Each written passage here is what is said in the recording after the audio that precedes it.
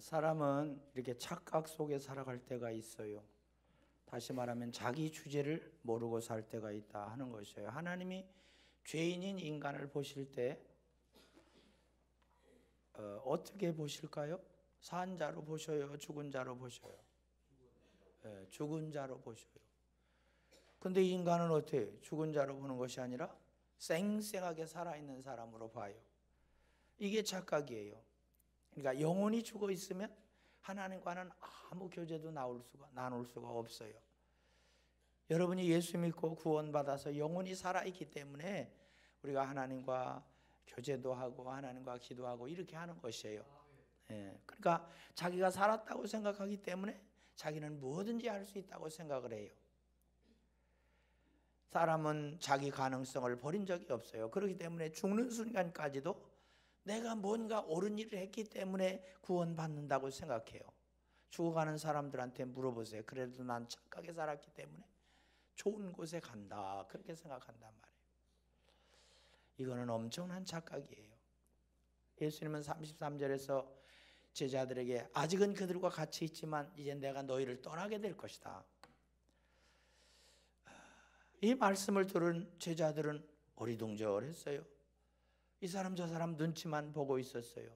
그때 베드로가 주님께 질문을 했어요. 주여 어디로 가시나이까? 하고 물었어요. 사실 이 질문은 예수 믿는 사람들도 별로 좋아하는 질문은 아니에요. 많은 사람들이 예수님을 따라간다고 생각을 해요. 그러나 이 질문이 인기가 있을 것 같지만 실상은 그렇지 못해요. 아침부터 저녁까지 어디를 따라가요? 내가 가고 싶은 곳을 가고 내가 먹고 싶은 곳을 찾아서 가고 무언가 내 유익을 위해서 내가 해야 될 일을 위해서 찾아가지, 주님이 어느 곳으로 가시는가 내가 그 길을 따라가기 위해서 주님이 가실 다른 길을 찾지 않는다고 하는 것이에요. 날마다 우리는 내가 어디로 갈 것인가만 생각하지 주여 어디로 가시나이까라고 질문하지 않는다고 하는 것이에요.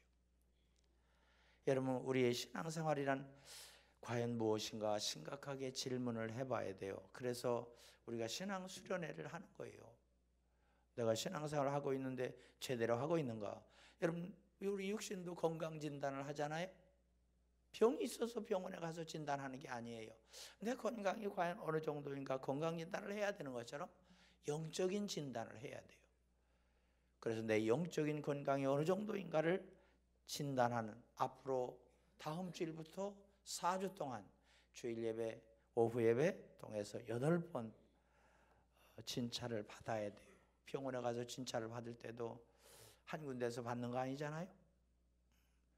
여기서 위장 테스트하고 또 딴 방에 가서 뭐하고 이렇게 하잖아요. 마찬가지예요. 우리들도 8시간에 걸쳐서 바로 진찰을 받아야 돼요. 그래서 내가 과연 신앙생활을 제대로 하고 있는가, 이것을 분명히 알아서 내년도에는 뭔가 새로운 마음을 가지고 우리가 신앙생활을 해야 되겠다, 그런 결단의 시간이 있어지기를 바랍니다.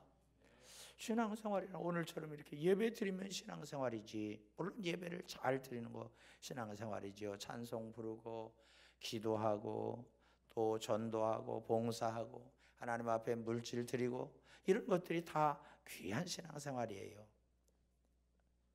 자, 그러나 우리가 좀 더 본질적으로 우리의 신앙생활이 무엇인가를 생각해 본다고 한다면, 본질적으로 신앙생활이 무엇인가, 주여 어디로 가시나이까 하는 질문을 매일매일 반복하며 주님이 가시는 길을 나도 따라가려고 노력하는 것이다 하는 것이에요. 이것이 바로 본질적인 의미에서의 신앙생활이라고 하는 거예요. 주님은 이 세상을 떠나실 때 우리에게 뭐라고 하셨어요? 모든 족속으로 제자를 삼으라 그랬잖아요. 제자를 삼으라. 제자가 누구예요? 선생님이 가신 길을 따라가는 게 제자잖아요. 선생이 하는 일을 똑같이 하는 사람이 제자예요. 모든 면에서 선생님을 따르고 심지어 선생님이 죽는 곳에 갈지라도 나도 죽겠다고 하는 것이 참 제자예요. 예수님께서는 우리 모두에게 바로 그런 제자가 되기를 당부하고 계신 것이에요. 그러므로 신앙생활이란 뭐냐? 한마디로 줄이면 신앙생활은 뭐예요? 네? 신앙생활은 뭐예요? 여지껏 얘기했는데. 네, 그래요. 예수님을 따라가는 거예요. 신앙생활은 예수님을 따라가는 거예요. 우리는 날마다 주여 어디로 가십니까?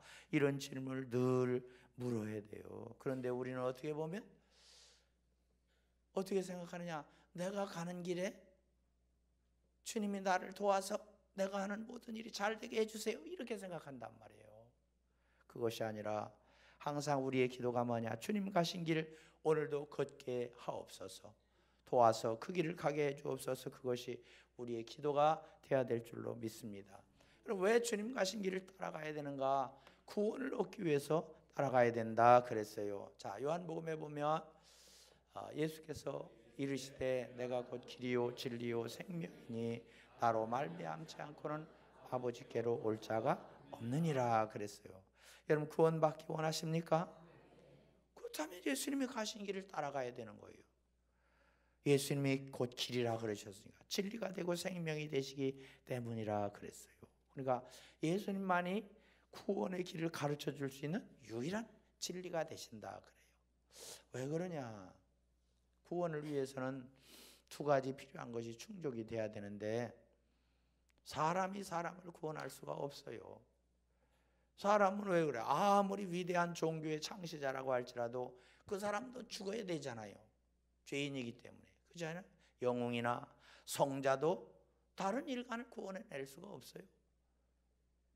같이 물에 빠진 사람끼리 서로 구원할 수가 있어요? 안 되잖아요. 죄인을 구원하려면 죄가 없어야 돼요. 또 하나님도요, 하나님도 우리를 구원할 수가 없어. 이렇게 말하면 이 목사가 이상하다 이렇게 생각할지 모르겠는데, 우리는 사람이고 하나님은 신이시잖아요. 그래서 어떻게 하나님이 구원하셔요? 그렇기 때문에 하나님께서 인간의 몸을 입고 이 세상에 예수님으로 오신 거예요. 그래서 우리를 구원하시기 위해서 오셨다는 거예요. 그러니까 인류 역사에 하나님이시면서 사람인 분은 오직 예수님 뿐이에요. 그렇기 때문에 예수님이 오셔서 여러분을 구원해 주신 것이에요. 그러니까 예수님을 믿어야 된다 이렇게 말씀하고 있어요. 여러분이 신문이나 뭐 매체를 통해서 이렇게 보면 종교 다원주의다 이런 말을 많이 들으셨죠. 우리는 뭐 학자가 아니기 때문에 복잡하게 이거 설명할 거 없고, 종교 다원주의란 뭐냐?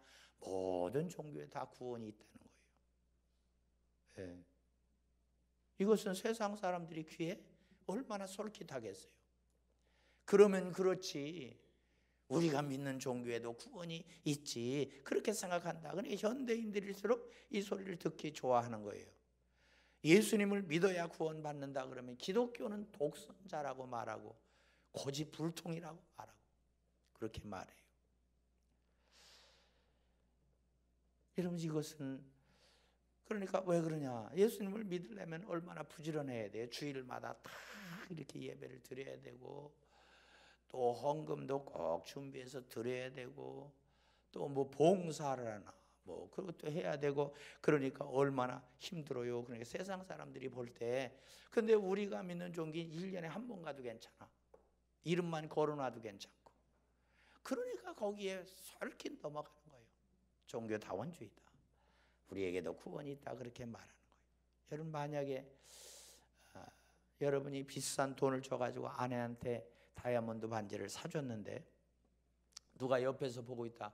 그거 가짜구만. 그러면 어떻게 하겠어요? 어떻게 해요? 성질 나겠죠. 그러니까 아니라고 서로 이렇게 싸우겠죠. 아니 내가 보니까 가짜인데 왜 그래? 무슨 가짜냐고, 내가 이거 얼마를 주고 이거 샀냐고 이렇게 막 맞서지 않겠어요? 이런 것과 똑같아요. 왜 너희한테만 구원이 있냐? 사람들은 그렇게 말한단 말. 우리 종교에도 구원이 있다, 우리가 가는 길에도 구원이 있다 그렇게 말한다고 하는 거예요. 그러나 여러분 꼭 기억하세요. 우리가 왜 예수님을 따라가야 됩니까? 그분만이 우리의 구원의 길이 되신다 하는 것이에요. 이 진리에 실족하는 사람이 한 사람도 없기를 바랍니다. 예, 이것은 우리의 독선이 아니에요. 하나님께서 딱 정해놓으신 길이에요. 누가 하나님 앞에 대항할 수가 있어요. 그래서 우리는 이 길을 따라가야 된다 하는 거죠. 자, 주여 어디로 가시나이까? 주님 가신 길을 따라가기 위해서 뭐냐? 하나님의 뜻을 이루기 위해서 우리는 주님을 따라가야 된다 하는 거죠. 여러분, 하나님의 뜻이 뭐예요? 하나님의 뜻은 여러 가지가 있는데 구원에 관해서 하나님의 뜻은 뭐예요? 모든 사람이 다 예수 믿고 구원받는 거예요. 왜 그래요? 다 하나님이 만든 피조물이기 때문에 그래요. 여러분, 지금은 자녀가 하나 둘밖에 없기 때문에 모르겠지만 우리 때는 자녀가 여럿이 있잖아요. 그러면 여럿이 있는 자녀를 볼 때, 부모가 볼 때 그중에 잘난 자녀도 있고 건강한 자녀도 있고 건강하지 못한 자녀도 있지만 부모가 볼 때는 뭐예요? 다 사랑하는 내 자식이요. 그렇기 때문에 모든 자녀가 다 잘 되기를 바라잖아요. 그래요, 안 그래요? 마찬가지로 하나님도 모든 사람이 다 구원받기를 원하신다고 하는 거예요. 그러니까 여러분만 구원받고 옆에 있는 사람을 외면할 수가 없는 거예요. 예수님께서도 겟세마네 동산에서 피땀 흘려서 기도하시면서 뭐라고 그랬어요? 아버지요, 나의 원대로 마옵시옵고 아버지의 원대로 하옵소서. 지금 예수님은 십자가에 돌아가셔야 돼요. 얼마나 엄청난 고통이에요. 감당할 수 없는 고통이에요. 그럼에도 불구하고 내가 죽음으로 아버지의 뜻을 이루는 모든 사람들이 구원받는 그 길을 열 수 있다고 한다면 그럼에도 불구하고 내가 그 길을 가겠습니다 하는 말씀이에요. 그러니까 그 길을 통해서 하나님이 세상 모든 사람들을 구원하려고 하는 그 뜻이 있으니까 예수님은 그 순종을 통해서 그 길을 가셨다 하는 것이에요. 여러분, 왜 예수님 믿으세요? 왜 예수님을 믿어요? 왜 교회 다녀요? 이렇게 물으면 뭐라고 대답해요?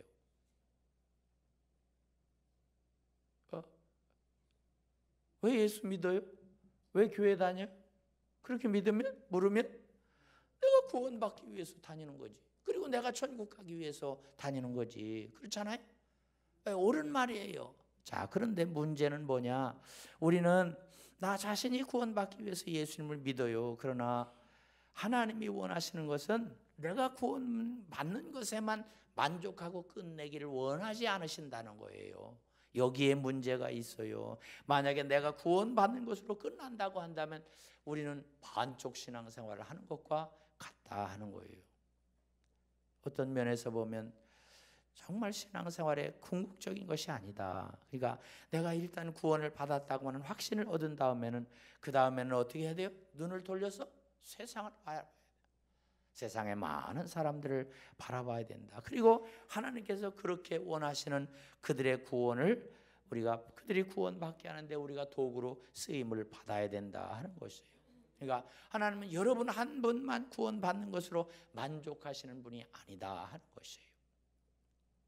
그러니까 하나님은 지금도 세상을 바라보시면서 세상의 모든 사람들이 구원받기를 원하시는 줄로 믿습니다. 우리는 눈을 들어서 하나님의 큰 뜻을 바라봐야 된다. 하나님, 나 같은 걸 구원해 주시니 감사합니다.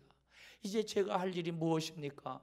세상을 구원하려고 하는 하나님의 큰 뜻에 순종하기를 원합니다. 무엇이든지 명령해 주세요. 제가 순종하겠나이다. 이런 기도가 여러분의 기도가 돼야 된다 하는 거예요. 며칠 있으면 수능 시험을 보게 되잖아요. 학생들이, 여러분의 자녀들이 왜 공부를 잘해야 된다 그래? 왜 공부를 잘해야 돼요? 예? 아무것도 없이 그냥 공부만 잘하면 되는 거예요? 왜 잘해야 돼요? 당장 잘해야 좋은 대학에 들어가니까 잘해야지. 또 거기에 무슨 다른 대답이 있을까? 그러니까 눈치 보고. 당장 좋은 대학에 들어가야 되잖아요. 근데 그 자녀가 좋은 대학에 들어가는 것만으로 끝납니까? 그게 아니잖아요. 거기서 공부를 잘해서 나라와 민족을 위해서, 세계를 위해서 쓰임받는 이런 큰 인물이 되기를 원해서 공부를 잘하기를 바라는 거잖아요. 신앙생활도 마찬가지예요. 우리가 구원을 받아야 돼요. 예수 그리스도 구원을 받되 확신을 가지고 살아야 돼. 그러나 거기서 그치지 아니하고 하나님이 원하시는 큰 뜻을 우리가 바라볼 수 있어야 될 줄로 믿습니다. 근데 세상 사람들이 구원받기를 원하시는 그 큰 뜻에는 나 몰라라 해. 그저 나만 생각하고 나만 바라봐요. 여러분, 이런 교인이 많을수록 그 교회는 힘이 있는 교회가 아니라 무력한 교회가 될 수밖에 없어요. 근데 우리는 얼마나 감사한지 몰라요.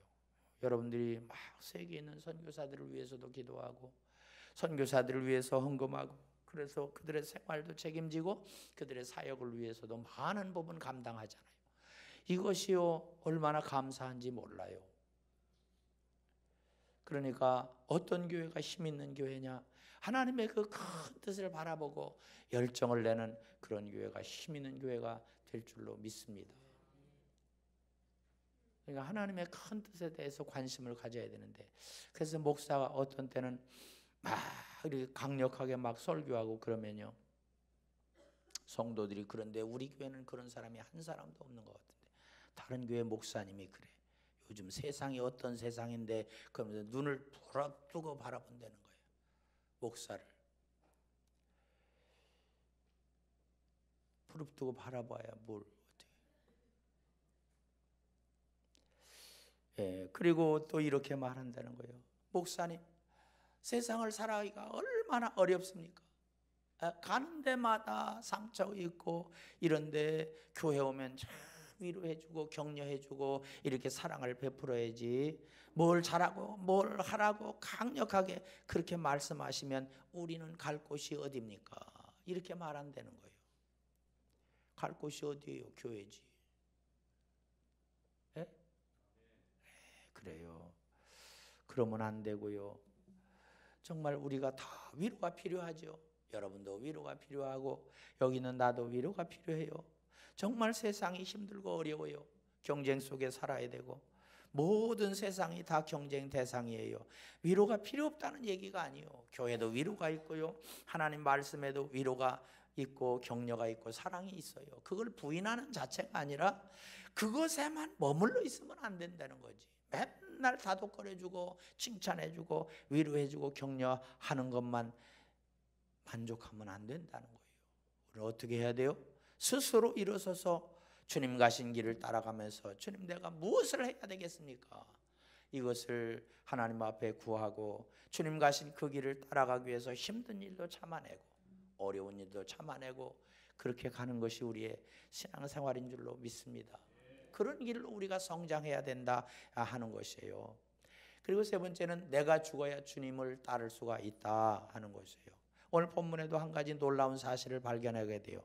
주여 어디로 가시나이까? 이렇게 묻는 베드로에게 예수님은 다소 뜻밖의 말씀을 하셨어요. 36절에 내가 가는 곳에 내가 지금은 따라올 수 없으나 후에는 따라오리라 그랬어요. 베드로가 열정을 가지고 어디든지 따라가겠습니다 이렇게 말했는데 너는 지금 따라올 수 없다는 거예요. 나중에 따라온다고 하는 거예요. 그러니까 베드로가 얼마나 황당했겠어요? 그러면 주님은 왜 이런 말씀을 해서 베드로의 길을 그냥 확 꺾어 놓으셨을까? 그것은 세상을 구원하시려고 하는 하나님의 뜻을 순종하고 그 뜻을 위해서 희생하기 위해서는 갖춰야 될 자격이 있다는 거예요. 갖춰야 될 조건이 있다고 하는 거예요. 그러니까 예수님이 보시기에 지금 베드로는 그런 조건을 갖추지 못한 거예요.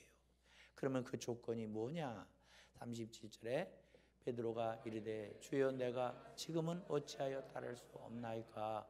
주를 위하여 내 목숨을 버리겠나이다. 그러니까 예수님이 보실 때 베드로는 아직 자기가 살아있어. 베드로가 살아있단 말이에요. 이런 소리를 하면 그럼 베드로가 죽어야 됩니까? 이렇게 또 말할 분이 있을지 모르겠는데, 그러니까 얼마나 베드로가 지금 자신감에 불타요. 다른 사람은 다 버릴지라도. 마태복음 26장에 나온 거잖아요. 마태복음 26장에 모두 주를 버릴지라도 나는 결코 버리지 않겠나이다 그랬잖아요. 제자 중에 수제자인데 의리가 있는데 어떻게 선생님을 버리고 나 혼자 살겠다고 그렇게 하겠습니까? 선생님이 죽으러 가시는데 나 혼자 살겠다고 하겠습니까? 나도 선생님을 따라가겠습니다. 이렇게 말하는 거예요. 다른 제자는 다 포기할지 몰라도 베드로만은 절대로 끝까지 따르겠습니다. 이렇게 호언장담한 거예요. 인간적으로 볼 때 베드로는 참 감동적이고 칭찬을 받을 만해요. 얼마나 그러면 힘이 되겠어요. 누가 목사한테 그렇게 말한다고 하면 얼마나 힘이 되겠어요. 그러나 주님이 보실 때는 아직은 아니야. 실격자야, 실격자. 콧대 높은 자아가 펄펄 뛰는 사람은 절대로 예수님이 가신 그 길을 따라갈 수가 없다고 하는 거예요. 그러니까 예수님은 베드로가 앞으로 실패할 것을 미리 내다보신 거예요. 그래서 38절에 내가 나를 위하여 내 목숨을 버리겠느냐? 내가 진실로 진실로 내게 이르노니 닭 울기 전에 내가 3번 나를 부인하리라 그랬어요. 그런데 이 말씀이 조금 후에 그대로 이루어졌잖아요. 우리는 이미 알고 있잖아요.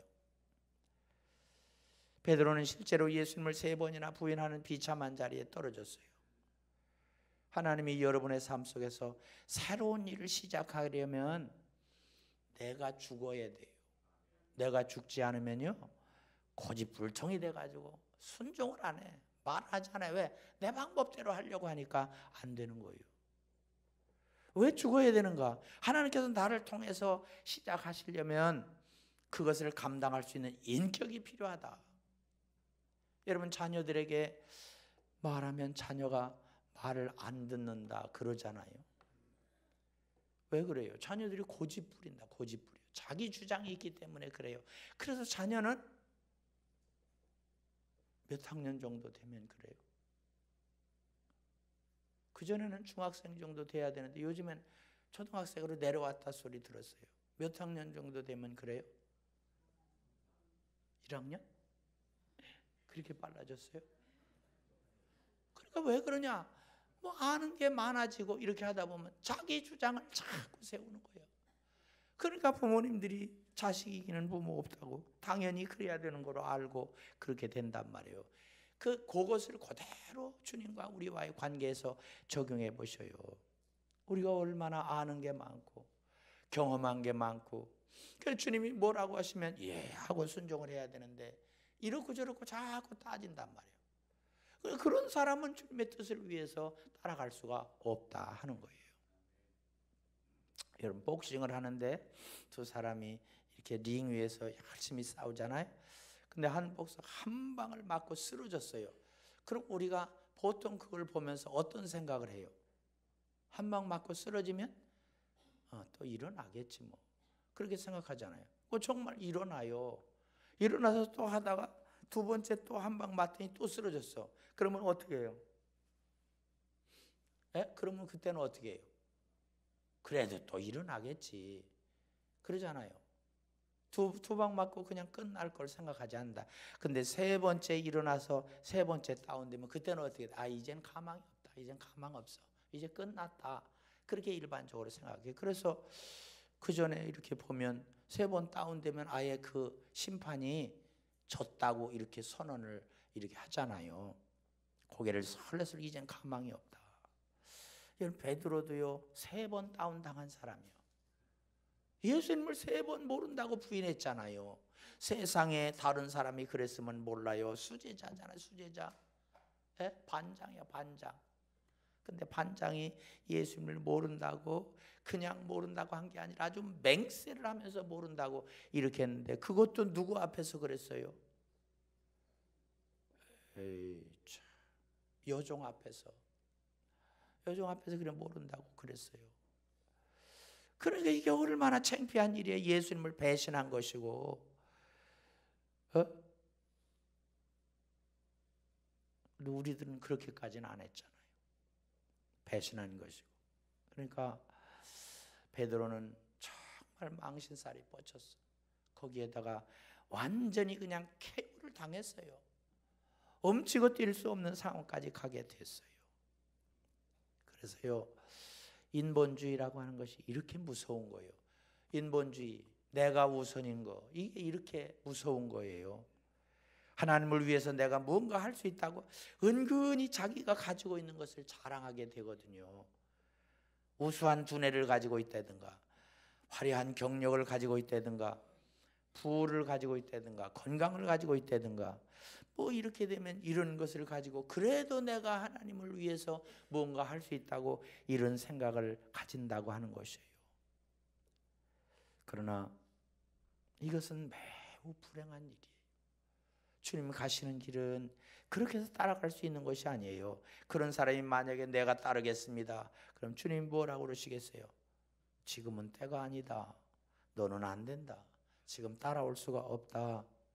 자아가 살아서 펄펄 뛰고 있는 사람은 절대 주님 가신 십자가의 길, 곧 하나님의 뜻을 이루어 드릴 수 있는 그 희생의 길을 걸어갈 수가 없다고 하는 거예요. 그래서 갈라디아서에 보면 이렇게 말했어요. 내가 그리스도와 함께 십자가에 못 박혔나니 그런즉 이제는 내가 사는 것이 아니요 오직 내 안에 그리스도께서 사는 것이라 그랬어요. 한마디로 말하면 뭐 내가 죽었다는 얘기예요. 근데 입으로는 청산유수인데 나는 죽었다고 말을 하는데 실제 보면 죽은 것이 아니라 자기가 살아서 벌쩍벌쩍 뛰고 있거든. 그러니까 우리는 이런 모순 속에 살아가고 있어요. 이런 착각 속에 살아가고 있어요. 여러분, 내가 살아있는 한 절대로 주님을 따라갈 수가 없다. 왜 그래요? 내가 살아있으면 순종할 수가 없기 때문에 그래요. 자녀들이 왜 그래요? 뭔가 나름대로 자기 기준이 세워지니까 부모가 하라는 대로 안 하는 거예요. 그전에는 하라는 대로 잘했잖아요. 그래서 잠언 28장에 보면 이게 뭐 똑같은 게 나와. 왜 그래요? 잠언 28장에 보면 자기의 마음을 믿는 자는 미련한 자라. 나를 믿는 자는 미련한 자라. 자기가 잘났다고 이렇게 생각하는 사람은 자기 마음에 은근히 자기가 가지고 있는 것을 가지고 뭔가 할 수 있다고 하는 사람은 미련한 사람이라, 그런 뜻이에요. 그래서 고린도전서에 보면 희한하네. 그런즉 선줄로 생각하는 자는 넘어질까 조심하라 그랬어요. 그러니까 항상 우리는 내 것을 가지고는 되는 게 아니다. 내 능력, 내 지식, 내 경험을 가지고 되는 것이 아니다. 그러니까 여러분, 사람이 그러잖아요. 이렇게 청년 때도 이렇게 보면 두 사람 이상만 모이면요 서로 자기가 반장이 되려고 그래요. 그래서 어디 산에 가려고 그러면 산에, 예를 들어서 등산을 간다 그러면 싸우다가 못 가요. 여기 가자고, 한 친구는 저기 가자고. 그래서 제가 나중에는 어떻게 하는지 아세요? 혼자 가서 혼자. 항상 싸우기가 귀찮아가지고 그냥 혼자 갔어요. 먹어도 그냥 있는 거 그냥 먹으면 되잖아요. 무엇을 먹어야 된다고 또 싸우고. 이게 왜 그러냐? 다 자기 기준이 있어서 자기 기준. 그러니 예수님이 여러분을 사용하시려고 그러면 자기 기준을 내세우는데 어떻게 여러분을 쓰시겠는가 하는 거예요. 그래서요, 예수님께서 베드로에게 하신 말씀이 그거잖아요. 지금은 따라올 수 없지만 후에는 따라올 수 있게 될 것이라 그랬어요. 그러면 왜 그런 말씀을 하셨을까?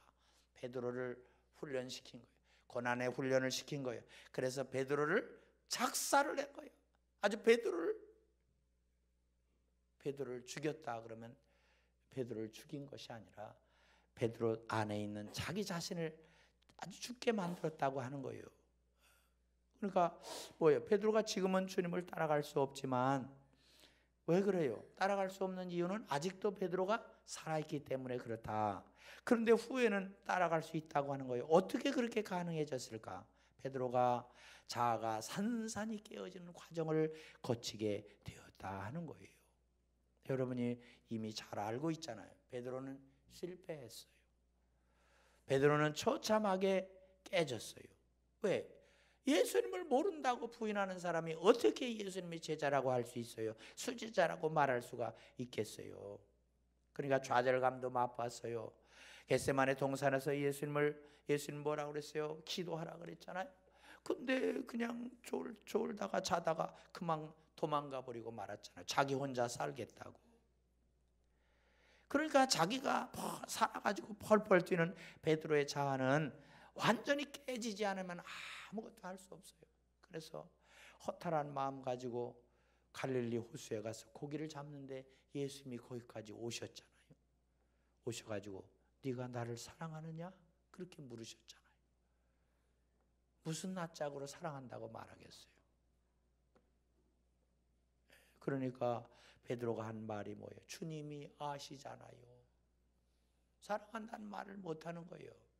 주님이 아시잖아요. 그랬잖아요. 이게 바로 우리들의 모습이다. 그러니까 내가 뭔가 할 수 있다 큰 소리치고 내가 가진 것을 자랑하고 그런 사람은 뻥이요. 뻥이요. 나중에 가서 보면 다 드러나요. 그렇기 때문에 나를 깨고 내 안에 성령으로 충만한 삶을 살아갈 때 성령께서 우리를 마음껏 사용하시기 위해서 이끌어 가시는 줄로 믿습니다. 여러분 모두가 바로 그 단계까지 올라가야 된다 하는 거예요. 그래서 우리는 그렇게 되어질 때 하나님이 기뻐하신 길로 쓰임받게 될 줄로 믿습니다. 우리가 갈 길은 오직 한 길입니다. 그 길은 주님을 따라가는 길이에요. 여러분 만약에 여러분 앞장서 해놓고 가보세요. 그럼 어디로 가겠어요? 어디로 가요? 뭐 음식 잘하는 집은 찾아갈 수 있지. 음식 잘하는 집. 또 뭐 명품 파는 집 그런 집은 찾아갈 수 있죠. 어디로 가겠어요? 어디로 가?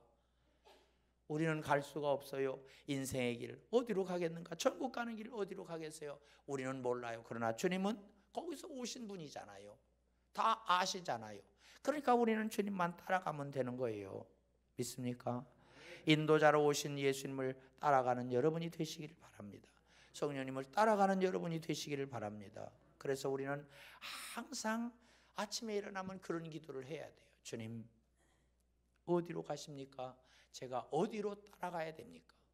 꼭 주님 가시는 길, 그 길만을 따라갈 수 있도록 힘 주시고 지혜 주시고 능력 주세요.